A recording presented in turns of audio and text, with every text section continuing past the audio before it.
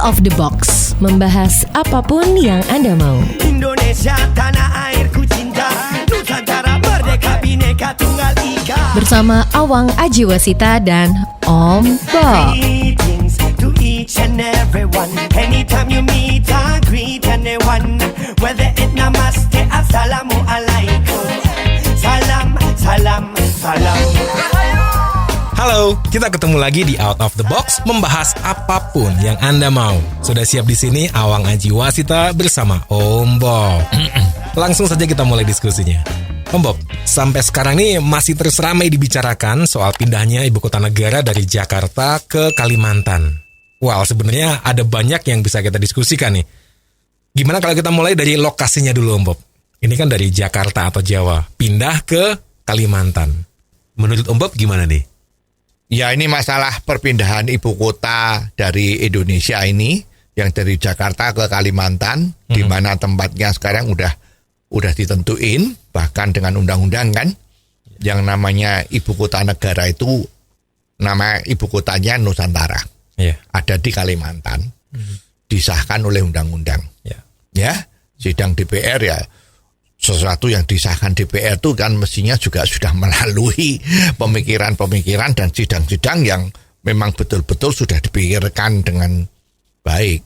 Ya, perpindahan ibu kota di Jakarta itu dulu sebetulnya waktu Presiden SBY itu juga sudah dicanangkan bahwa ibu kota Jakarta ini udah nggak cocok untuk jadi ibu kota, ya harus dipindah. Cuman waktu itu ya tidak ada keberanian untuk memindah, ya, untuk memutuskan memindah, ya. Dan memindah itu kan juga bukan seperti cerita 1001 malam. Sekarang kita mau pindah ibu kota dari Jakarta menuju Nusantara. Tiba-tiba besok ayam berkokok udah pindah semua. Seperti itu tanya Candi Sewu itu kan. Nah, ini kan memang bukan bisa sekejap mata atau waktu yang pendek, tapi ini memang harus berkesinambungan. Yang penting kan siapa yang berani memutuskan dulu. Kalau memang ini sudah bagus dipikirkan dengan baik-baik, pelaksanaannya harus berkesinambungan. Baru nanti kepindahan ibu kota ini menjadi sesuatu yang luar biasa hasilnya bagi kemajuan negara kita.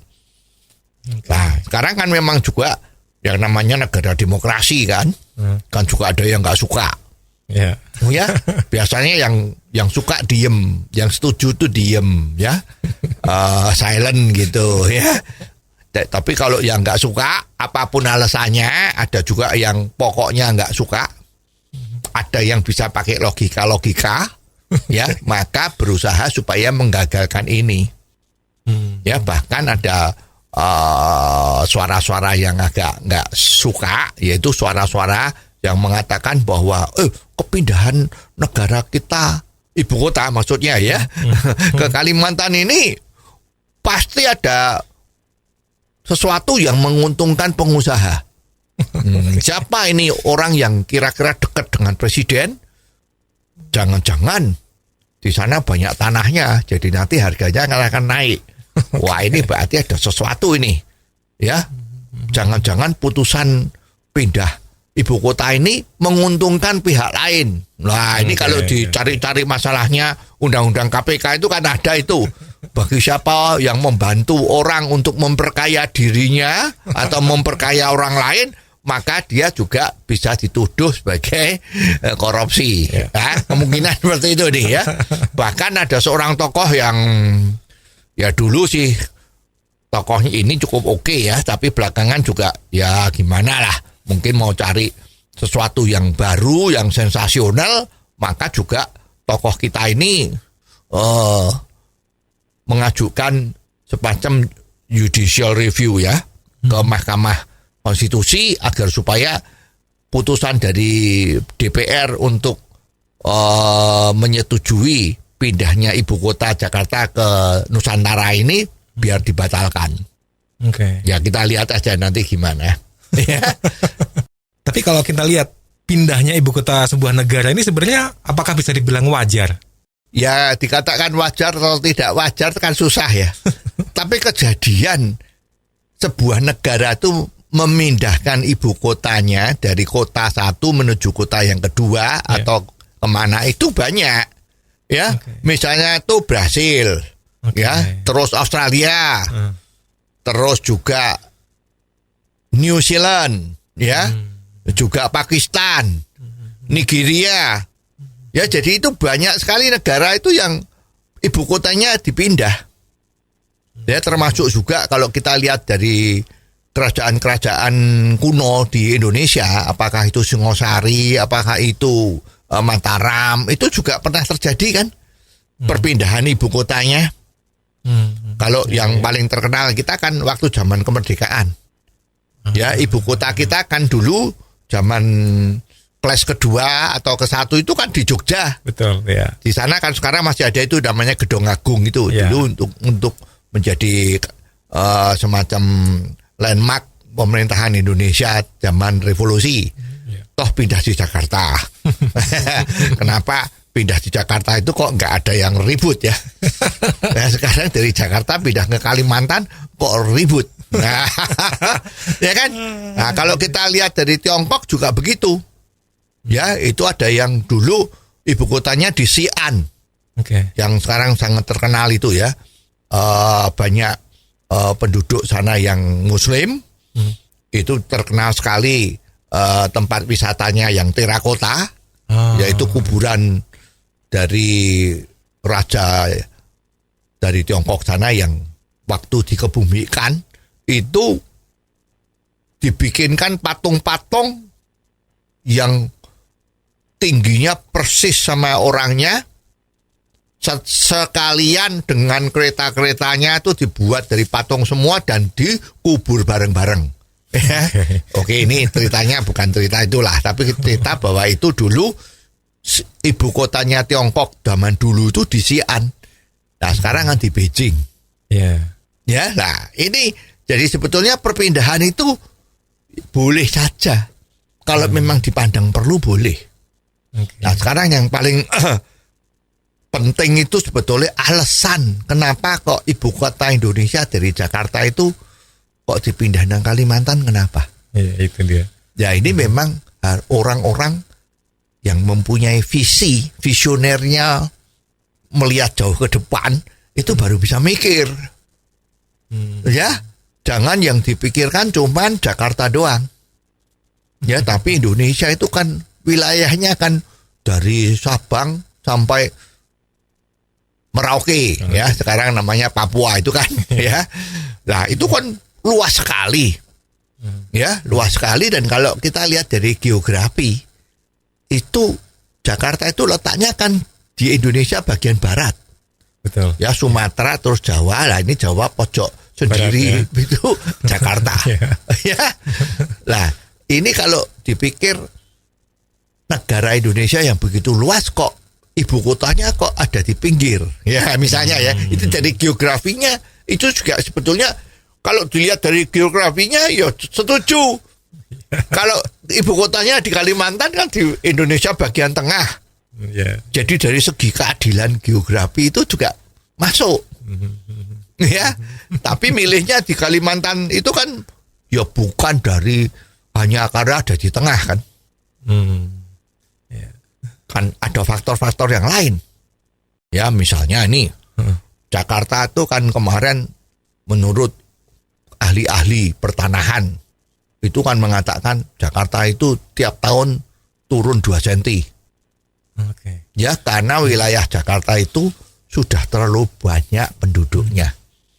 Ya. Bayangin tuh kalau lebaran itu yang keluar dari Jakarta itu bisa 10 juta orang, ya. Jadi kalau sudah lebaran selesai nambahnya enggak 10 tapi bisa 11 juta. Karena banyak urbanisasi. Orang yang dari daerah nganggep di Jakarta hidup lebih baik, cari duit lebih gampang, jadi ikut saudaranya, ikut temennya, ikut adu nasib di Jakarta. Ya, jadi kalau kita lihat Jakarta itu kan, ya memang gedung-gedungnya banyak yang bagus-bagus, baru-baru juga banyak, ya. Tapi ternyata kan yang sangat terkenal dari zaman dulu kan, Jakarta itu kan the big village. Ya, memang daerah perkumuannya itu banyak. Yang di pinggir-pinggir kali yang katanya mau di naturalisasi atau dinormalisasi itu nggak kunjung-kunjung jadi, ya kan? Ya, ada yang banyak hidup di bawah-bawah kolong jalan layang, ya. Jadi memang sebetulnya fasilitas yang ada di Jakarta, dari air minum, dari macam-macamnya, kesehatan, macam-macam, polusi udara itu sebetulnya sudah sangat tidak memenuhi syarat untuk menjadi tempat kehidupan yang enak. Berarti pindahnya ibu kota negara dari Jakarta ke Kalimantan ini sudah tepat ya Om Bob? Iya. Dari segi apa? Tepat. Dilihat dari mana-mana, tepat. Ya, seperti kalau ada bola nujum itu ya, dari atas, dari bawah, dari samping, dari kanan kiri, itu semua tepat. Misalnya tadi dari udara yang namanya polusi. Polusi, ya. Di Jakarta itu mau lihat angin, mau lihat awan yang biru itu susahnya setengah mati. Ya, awan di Jakarta itu kelihatan biru, bagus itu baru terjadi 2 tahun yang lalu itu. Waktu yang tidak terlalu lama, karena waktu itu COVID kan lagi gila-gilanya. Iya, betul. Sehingga semua kendaraan semacam lockdown itu kan tidak banyak kendaraan lalu lilang.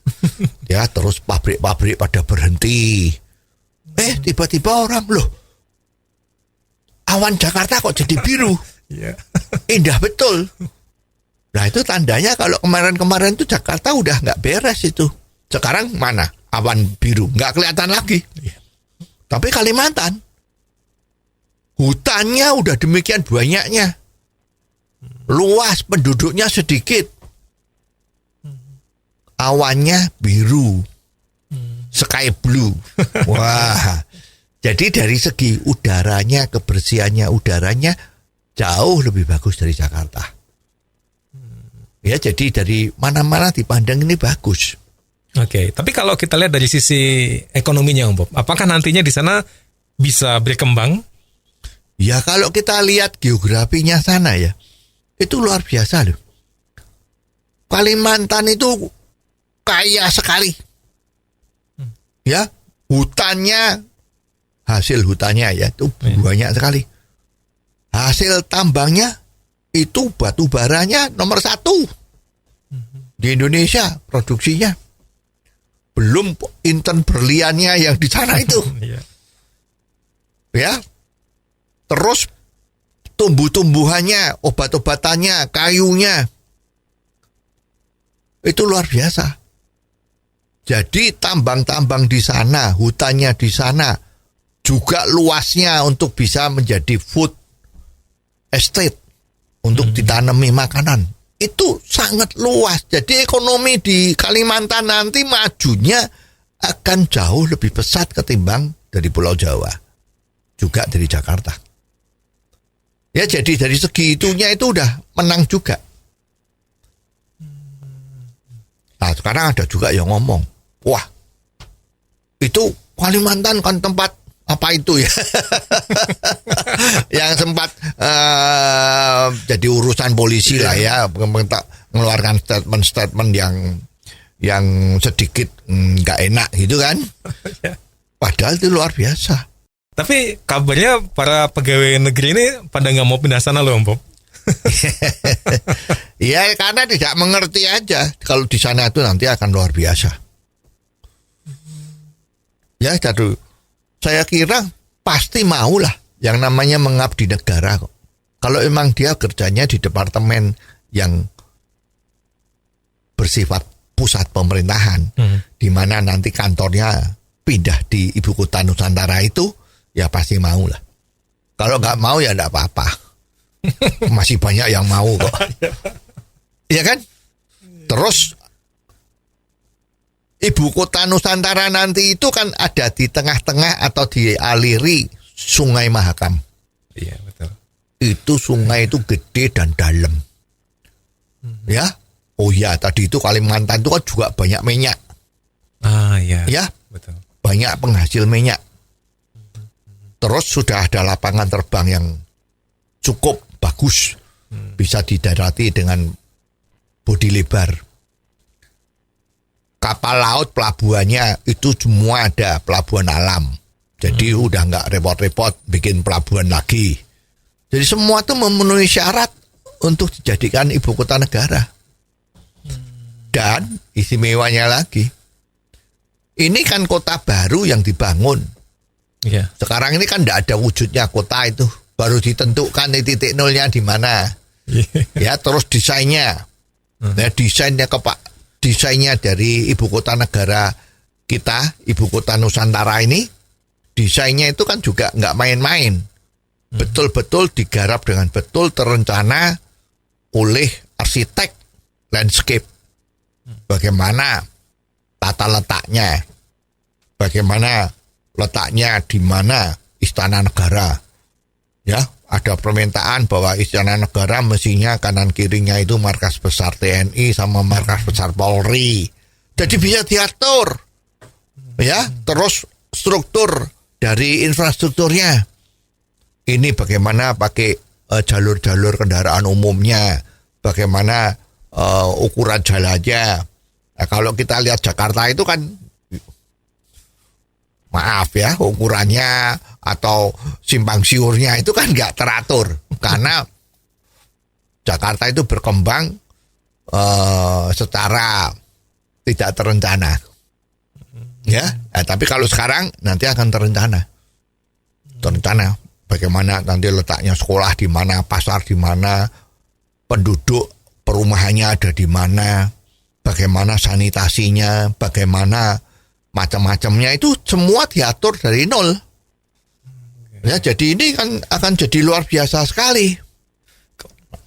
Kemarin sempat ada juga yang memberitakan bahwa membutuhkan waktu 20 tahun untuk akhirnya ibu kota yang baru ini bisa benar-benar berjalan, Bob. Ya, itu kan orang yang pesimis kalau 20 tahun.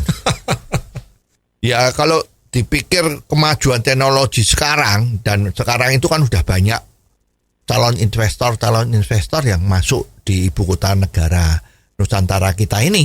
Begitu tahu bahwa itu sudah disahkan sama undang-undang, ini kan berarti kan bukan omong doang. DPR sudah ketok palu, pasti benar nih. Ya, banyak investor sekarang yang mulai ke sana. Pasti itu menjadi daerah yang berkembang dengan pesat. Karena pusat pemerintah Indonesia akan ada di sana. Ya, walaupun pusat perdagangannya mungkin masih di Jakarta. Ya, jadi kalau kita lihat, kita ambil contoh Malaysia, ibu kotanya kan Kuala Lumpur. Ya. Kuala Lumpur itu juga kota kuno. Nah, dia sekarang juga bangun kota baru yang namanya Putrajaya. Nah, kelak sepertinya pemerintahannya akan pindah di sana juga. Jadi daerah baru yang terencana dengan bagus, ya di sana. Menjadi kota yang baik yang direncanakan. Terus kita bicara Korea Selatan. Korea Selatan, Seoul itu kan ya kota kuno udahan. Ya, dia juga bangun kota baru yang jaraknya nggak begitu jauh lah, yang namanya Gangnam. Nah, kita taunya Gangnam itu kan Gangnam Style. Lagu yang sangat populer. Ya, lagu Korea Selatan yang mendunia itu kan namanya Gangnam Style. Nah, itu nama kota baru. Itu kota yang direncanakan dengan baik. Jalannya lebar sekali, pemukimannya bagus, fasilitas kehidupannya oke. Lah, ini nanti jangan-jangan ibu kota Nusantara kita ini menjadi standar baru untuk negara-negara lain yang bikin kota baru. Ya, jadi ini bukan main-main, ini luar biasa. Saya yakin kok nanti banyak orang mesti kepengen ada di sana hidupnya. Udaranya sejuk, udaranya bersih, dan bahkan kelihatannya begitu kota ini jadi, mobil listrik di sana lebih banyak daripada mobil yang masih pakai bahan bakar fosil. Ya, jadi sudah direncanakan semua bahwa ini salah satu contoh menjadi kota yang basisnya itu green. Yang dekat dengan alam. Ya, tidak ada polusi. Ini luar biasa sekali. Kemarin juga ada diberitakan tuh Om Bob, bahwasanya ketika ini dicanangkan oleh Presiden Jokowi, nanti pas sudah ganti presiden, wah jangan-jangan ini nggak dilanjutin lagi nih proyek ini. Ya itu makanya mestinya ya jangan begitu ya. Jadi kalau nanti penggantinya presiden dari Jokowi kepada yang lain ini juga karena ini sudah disahkan sama undang-undang, ya mestinya tidak bisa kalau terus ini dibatalkan atau dibikin macet, kan ya bikin malu Indonesia ya. Harusnya bisa angler, berkesinambungan. Nggak bisa terus ganti presiden terus ini tiba-tiba ibu kotanya nggak jadi di sana lah, nanti seluruh dunia ya menjadi ketawa, loh ini gimana nih presiden barunya kok seperti gini gitu kan. Kalau kita lihat Om Bob sekarang dari sisi atau aspek sosial masyarakatnya, apakah juga nantinya akan mendukung ibu kota yang baru ini ya? Ya kalau kita lihat Kalimantan selama ini kan termasuk wilayah Indonesia yang aman ya. Tidak ada konflik. Iya betul. Ya antara penduduknya. Juga tidak pernah terdengar tawuran-tawuran kan. Iya juga ya. Ya. Kita kalau di Jakarta itu kan ada itu tawuran antara kelompok ini kelompok itu ya, sekolahan ini sekolahan itu pada tawuran ya. Tapi kalau rasanya di Kalimantan ini kok juga adem ayem ya, tidak terjadi hal-hal yang seperti itu ya. Jadi mestinya dari sosio masyarakat di sana juga akan bagus. Dan luar biasanya juga di Kalimantan itu kan mau pergi kemana-mana juga dekat kan. Ke atas itu ada Sarawak, ada Filipina, ya. Ke sampingnya ada Vietnam, ya. Dekat Singapura juga dekat. Jadi mestinya ya memang dipikir-pikir memang itu cocok lah ya. Dan kalau ada kesempatan besok ya kita mau kok pindah sana. Well, setelah ibu kota baru, ibu kota Nusantara nih Om Bob, kita akan beralih ke diskusi selanjutnya. Yang ini juga cukup ramai dibicarakan soal pemilu 2024 yang wacananya sih akan ada pengunduran atau ditunda. Ini yang jadi pro dan kontra nih. Menurut Om Bob gimana nih? Ya memang yang namanya situasi politik, situasi negara itu kan setiap saat berubah. Ya. Ya, tidak ada yang statis. Ya. Kalau kita menelaah pameo atau yang terjadi di dunia itu kan perubahan itu terjadi terus-menerus. Ya. Tidak ada sesuatu yang abadi. Yang abadi adalah ya perubahan itu sendiri, itu yang abadi. Jadi artinya tidak ada yang tidak berubah, pasti berubah. Ya. Nah, sekarang di Indonesia ini kan memang ada ketentuan bahwa pemilihan umum itu kan dilakukan 5 tahun sekali. Iya. Ya. Dan ini kan kenyataannya juga sudah jalan 4-5 kali kan seperti itu terus kan sejak Orde Baru tumbang. Itu kan pemilu sudah dilakukan secara langsung ya. Jadi demokratis, negara demokratis kan salah satunya ciri khasnya kan pemilihan langsung untuk pemimpinnya, one man one vote. Ya. Dan dari segi itu diacungi jempol Indonesia bahwa memang demokrasinya jalan dengan bagus ya. Bahkan malah ada yang ngomong kalau ini sepertinya demokrasinya kita itu agak kebablasan katanya. Ya. Nah, ini sekarang situasi yang seperti sekarang ini seperti diketahui kita itu kan kena keimbas pandemi COVID-19 ini kan hampir 2 tahun. Betul. Dan sampai hari ini masih belum tahu kok kapan ini akan berhentinya.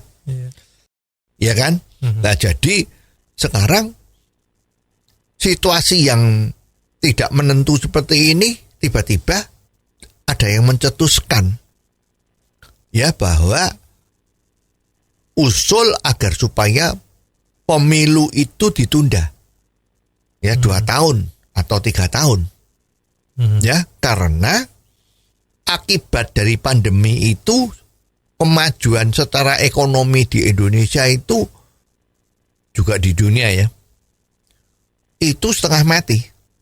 Ya, semua uangnya habis untuk subsidi kesehatan agar supaya terbebas dari pandemi ini. Ya, jadi kemajuan ekonomi yang sedang dijalankan oleh Presiden Jokowi sekarang ini, misalnya pembikinan jalan tol, infrastruktur, ya, terus ini belum lagi penggantian seluler 3G, 4G harus masuk ke 5G. Katanya 3G harus dihilangkan. Ya, 4G yang selama ini hanya terbatas di beberapa kota juga harus dilebarkan. Belum nanti 5G. Ini kan juga diperlukan perencanaan jangka panjang. Ya, terus politik-politik ekonomi yang menyangkut kehidupan banyak rakyat itu juga baru saja dimulai. Ya, jadi ini diperlukan semacam stabilitas, ya, agar supaya ekonomi bisa maju dengan baik. Nah, sekarang pertanyaannya kan, apa memang ada bukti kalau stabil itu ekonominya, kehidupan rakyatnya bisa lebih maju daripada tidak stabil? Ya kan? Nah, sekarang dalam kondisi apa tidak stabil? Ya, kalau kita lihat setiap kita ada pemilu itu pasti situasi politiknya panas. Panas, betul. Ya, demo ada di mana-mana. Ya, terus debat kusir itu ada di mana-mana. Ya, kampanye ada, itu nggak cuman dalam tempo 3 bulan 2 bulan tuh kampanye dan macam-macam demo-demo itu. Tapi di Indonesia pengalaman itu pemilu masih 2 tahun aja udah panas kok. Panas dulu. Ya, udah panas. Ya, jadi ini mengakibatkan tidak stabilnya situasi politik terutama. Nah, orang kalau mau investasi, mau bekerja, itu kan nggak ada yang instan semua. Pasti pakai perencanaan dan pakai waktu di dalam membangun pasar, membangun pabrik. Itu kan pakai waktu. Nah, sekarang kalau situasinya panas seperti ini, apakah ada orang yang mau menginvestasikan? Apa orang mau menanamkan uang untuk sesuatu yang kelihatannya kok masih nggak stabil? Ya, jadi ini memang repot. Ada contohnya nggak, Om Bob? Kalau sebuah negara ini stabil, maka perekonomian atau kehidupan masyarakatnya ini akan maju gitu. Ya, sebetulnya ini memang menjadi bahan dari pembicaraan elit-elit ya. Oke. Ya, sekarang kita Indonesia itu kan merdeka sudah lebih dari 70 tahun. Kita merdeka kan 45. Ya. Ya. Terus dibandingkan negara-negara lain, ada yang negaranya merdekanya baru kalah tua sama Indonesia ya, tapi kok negaranya bisa lebih maju. Sebaliknya ada negara yang merdekanya lebih lama, tapi kok juga masih ribut-ribut melulu. Ya, maka ini menjadi bahan pemikiran dari elit. Ya, memang demokrasi itu bagus. Ya, Ban Food itu bagus kalau menurut teori demokrasi Amerika. Okay. Ya, nah sekarang kalau kita lihat demokrasi yang lain, misalnya di Uni Soviet, terus demokrasi ada di Singapura, tetangga kita, ya, itu kan dikatakan demokrasinya itu demokrasi terpimpin, ya, demokrasi tapi tidak kebablasan. Ya, demokrasi Amerika itu semua orang tahu kalau Amerika itu demokrasinya liberal. Ya. Ya, jadi contohnya itu kalau orang mau vaksin aja di sana bilang aku nggak mau vaksin nggak apa-apa. Itu haknya saya. Ya. Nah, kalau kita lihat Amerika betul-betul liberal, demokrasi yang menuju liberal, itu sekarang di Amerika itu orang miskin tambah banyak. Okay. Ya. itu memang orang miskin di sana diberi subsidi sama pemerintah. Baik tempat tinggalnya maupun makannya. Itu kalau kita lihat di Amerika itu orang-orang yang nggak punya rumah, punya uang tapi nggak bisa sewa rumah, itu banyak. Jadi tiap hari dia mencari di mana lokasi untuk bisa bermalam dengan gratis. Artinya disediain oleh pemerintah atau lembaga sosial di sana. Tetapi di sana itu ada peraturannya. Kalau tinggal di sana itu nggak bisa terus-terusan. Ya, karena yang antri banyak. Jadi kalau kita nggak punya tempat, nggak punya uang untuk sewa hotel, nggak bisa sewa apartemen, maka satu-satunya jalan kita mencari tempat penampungan yang bisa menerima. Ada itu. Ya. Dan itu konsepnya adalah first in, first service. Misalnya dia hanya jatah hari ini dia bisa terima 100 orang. Nah, siapa yang masuk dulu, jadi siapa yang antri lebih dahulu, dia bisa menempati tempat tidur yang sudah disediakan dengan cuma-cuma. Ya. Tapi itu nggak bisa terus. Dibatasin hanya 2 atau 3 malam saja. Setelah itu you harus keluar karena tempat tidur ini juga diberikan orang lain secara giliran. Lah 3 malam setelah itu orang tersebut yang tunawisma itu dia harus cari tempat lain lagi. Tinggal lihat berita-berita di mana yang masih menyediakan tempat untuk bermalam gratis, tinggal di sana gratis untuk 3 hari atau 4 hari seperti itu. Itu terjadi. Dan kalau kita lihat di kota-kota besar, misalnya di San Francisco, di Los Angeles, itu kelihatan banyak sekali orang-orang, kalau kita ngomong tuh banyak yang gelandangan. Itu di pinggiran emperan-emperan toko, hidupnya di sana, makannya seadanya, kadang-kadang juga repot, minta sana, minta sini. Itu Amerika. Negara nomor 1 di dunia. Ya, tapi kalau kita lihat di Singapura, kok tidak ada ya kejadian seperti ini? Ya. Dan juga kalau kita lihat sekarang di Rusia. Ini Rusia lagi rame ya. Sedang perang sama Ukraina ya. Nah, ini di Rusia juga nggak ada itu. Nggak kelihatan tuh. Gelandangan-gelandangan yang seperti di Amerika tuh nggak ada. Terus sekarang kalau kita bicara di Tiongkok yang sedang hits ini, abad sekarang ini yang jadi bahan pembicaraan selalu Tiongkok. Ya, di bawah kepemimpinan Presiden Xi Jinping ini yang dia kan sekarang kalau nggak salah nanti akan jadi presiden seumur hidup nih. Putin juga akan menjadi presiden seumur hidup tuh. Ya, karena dipilih terus, nggak ada batasnya. Nah, itu ternyata memang sedikit condong ke sana bahwa negara yang stabil artinya tidak ada gejolak ya. Itu kok kenyataannya kesejahteraan rakyatnya itu lebih baik. Karena kemajuannya itu bisa terukur dengan sistem dengan baik, tiap tahun majunya sekian itu bisa terjadi. Karena tidak diributi dengan macam-macam. Nah, sekarang memang ada yang berpendapat ini kalau seperti demokrasinya Rusia, Singapura atau Tiongkok itu kan sepertinya melanggar hak asasi karena di sana kalau mengutarakan pendapat itu kan kalau yang menentang pemerintah bisa repot kan. Artinya kebebasan orang itu agak terkekang.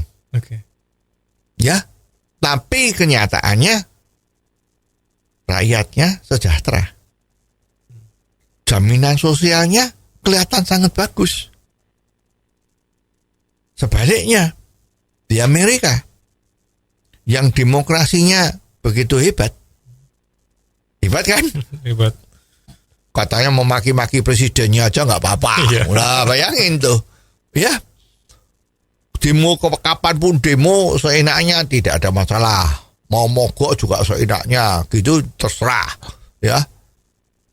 Itu kenapa kok kesejahteraan secara umum itu kok tidak membaik. Memang kalau dilihat dari GNP-nya itu Amerika kan naik terus, tetapi kan yang kaya tambah kaya, yang miskin susah untuk bisa kaya. Kalau di Singapura, di Tiongkok, di Soviet, Rusia maksudnya, itu kan secara umum kehidupan rata-rata masyarakatnya itu makin membaik. Nah ini kan menjadi bahan pemikiran elit. Ya jadi kalau disimpulkan ya seperti itu. Nah, sekarang kalau negara yang ribut melulu, bagaimana? Ya kita lihat di Timur Tengah, yang namanya Suriah, yang namanya Libya, ya itu ribut melulu kan? Siapa yang mau invest? Semua pada pergi, meninggalkan negaranya, bermigrasi, pindah kemana-mana. Afghanistan kemarin misalnya, ya, lah makanya menjadi bahan pemikiran. Indonesia memang peraturannya 5 tahun harus pemilu. Pemimpin hanya boleh 2 kali. Ya, itu kan undang-undang. Undang-undang kan yang bikin kan manusia. DPR, MPR. Ya. Lah sebetulnya kalau memang semua sepakat kan undang-undang itu kan sifatnya kan menyesuaikan zaman. Bukan yang lain. Ya, jadi undang-undang itu bisa dirubah tergantung dengan situasi zaman. Ya contohnya situasi zaman itu misalnya begini. Dulu kalau orang bayar pakai duit kan nyata pakai duit. Sebelum pakai duit kan bayarnya barter. Ya punya beras 1 kilo ditukar baju 1 potong misalnya seperti itulah ya. Tapi sekarang belakangan kan cukup digital. Sekarang kalau you punya uang digital kan tinggal dioper, nggak usah kelihatan wajahnya. Makanya ada peraturan mengikuti itu. Zaman malah lebih maju, peraturannya mesti kalah. Ya sekarang kripto lagi ribut, undang-undangnya belum ada, baru sekarang mau dipikirkan. Padahal kripto itu udah jalan 2-3 tahun yang kemarin. Nah ini juga seperti ini. Undang-undangnya, peraturannya memang 2 kali 5 tahun. Dan Presiden Jokowi ini kan sudah kedua kali. Ya, jabatannya tinggal 2 tahun. Ya, kelihatannya ya tinggal 2 tahun. Betul. Tapi kena pandemi 2 tahun kan? Apa yang dicanangkan, apa yang dikerjakan Jokowi ini kan baru saja start. Berarti kan tujuannya, misi dari Presiden Jokowi ini baru saja jalan. Kalau sekarang tiba-tiba ganti, ya visinya beda, mungkin tujuan yang mau dicapai itu tidak terjadi. Jadi terus ada beberapa wakil rakyat kita yang pemikirannya itu juga mestinya oke lah ya, karena namanya wakil rakyat kok ya, ketua fraksi di DPR atau ketua partai itu kan melihatnya global, nggak melihat kata dalam tempurung kan, lihatnya global. Betul. Memang stabilitas politik itu diperlukan untuk membangun sebuah negara. Apa salahnya sih kalau pilkada pemilu ini diundurkan 2 tahun? Sekarang kalau kita pandemi ini sudah habis uangnya, uangnya habis kan, ratusan triliun tuh untuk menghindari dari COVID. Bisnis jalannya juga sempoyongan semua, rugi semua. Kenapa tidak biaya pemilu yang juga 100 lebih, kurang lebih 100 triliun ini, kenapa tidak diamankan dulu untuk pembangunan? Daripada kita babak belur berturut-turut, tapi ya memang terus bisa dapat presiden baru kan, karena pemilu kan. Tapi babak belur. Atau kita mundur 2 tahun, diharapkan ada chance untuk tidak babak belur. Mana yang kita pilih? Oke. Apakah memang mundur 2 tahun itu jalan yang terbaik ya Om Bob? Ya, sebetulnya ini terbaik atau tidak kan harus melihat latar belakangnya. Oke. Kalau kita lagi babak belur, ya kena COVID ini kan babak belur. Ya. Baik pemerintah maupun swasta itu babak belur semua. Kemudian nanti kalau ada pemilu, biayanya besar, bisa sampai kurang lebih 100 triliun. Babak belur lagi kan. Betul. Belum ada situasi politik yang panas. Biasa kan, kalau pemilu kan mesti ada pihak A, pihak B, pihak oposisi, pihak pendukung. Ya, apalagi ini sekarang nggak mungkin Presiden Jokowi secara undang-undang kan nggak mungkin dipilih lagi. Ya. Berarti ini perebutannya rame nih. Ya, nah ini kan rame atau tidak aja udah kelihatan nih. Ini kurang 2-3 tahun aja udah mulai panas ya. Survei ini begini, survei itu begitu ya, rame-rame itu hampir tiap minggu ada survei itu ya. Siapa yang bisa dipilih gitu ya. Nah, sekarang kalau kita diundur 2 tahun dengan pertimbangan pembangunan akan jalan semut 2 tahun karena tidak ada ribut-ribut. Itu secara logika, secara pikiran sehat, itu secara akal sehat, itu kan ada kemungkinan babak belurnya kemarin kena COVID itu bisa diobati. Ya, sekarang kalau tidak diundur sesuai dengan tanggalnya itu kemarin Februari tahun 2024, ya kan? Ya. Itu jelas ekonomi belum pulih, harus utang lagi. Utang untuk pemilu. Yeah. Nah, sekarang kan banyak yang teriak-teriak, wah ini utang terus ini pemerintah kita ini gimana, gitu kan? Nah sekarang kalau kita mau pemilu, utang lagi nih. Nah, memang nggak punya duit, utang lagi. Nah tadi yang teriak-teriak bilang utang terus gimana?